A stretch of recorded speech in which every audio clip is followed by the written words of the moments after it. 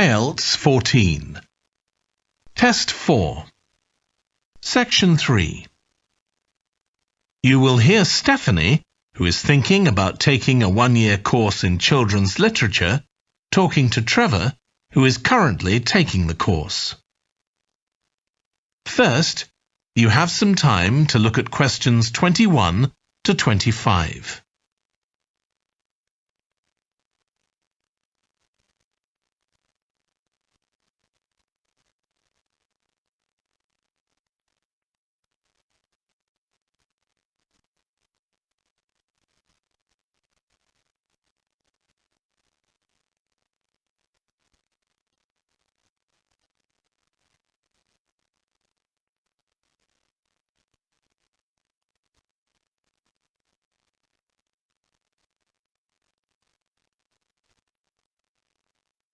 Now listen carefully and answer questions 21 to 25.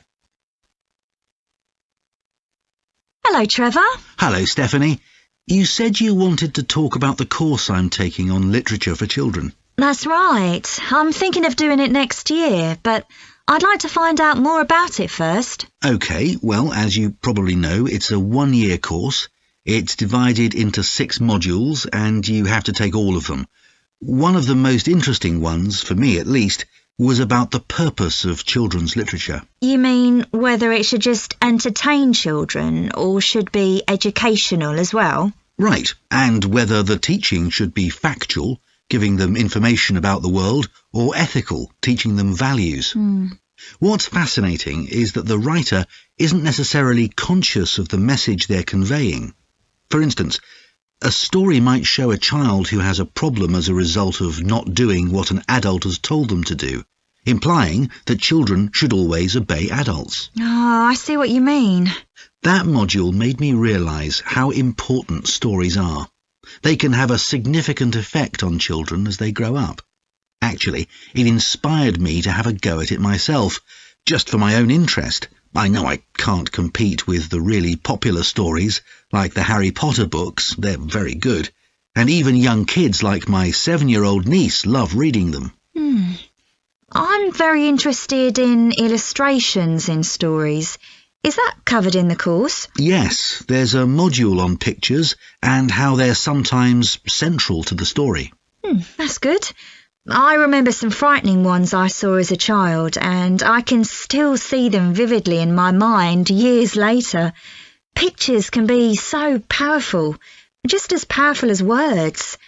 I've always enjoyed drawing, so that's the field I want to go into when I finish the course. I bet that module will be really helpful. I'm sure it will. We also studied comics in that module, but I'm not convinced of their value, not compared with books. One of the great things about words is that you use your imagination, but with a comic you don't have to. But children are so used to visual input on TV, video games and so on.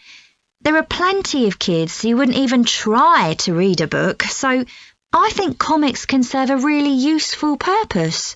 You mean it's better to read a comic than not to read at all? Yes, I suppose you're right. I just think it's sad when children don't read books. What about books for girls and books for boys? Does the course go into that? Yes, there's a module on it. For years, lots of stories, in English at least, assumed that boys went out and did adventurous things and girls stayed at home and played with dolls. I was amazed how many books were targeted at just one sex or the other. Of course, this reflects society as it is when the books are written. That's true. So it sounds as though you think it's a good course. Definitely.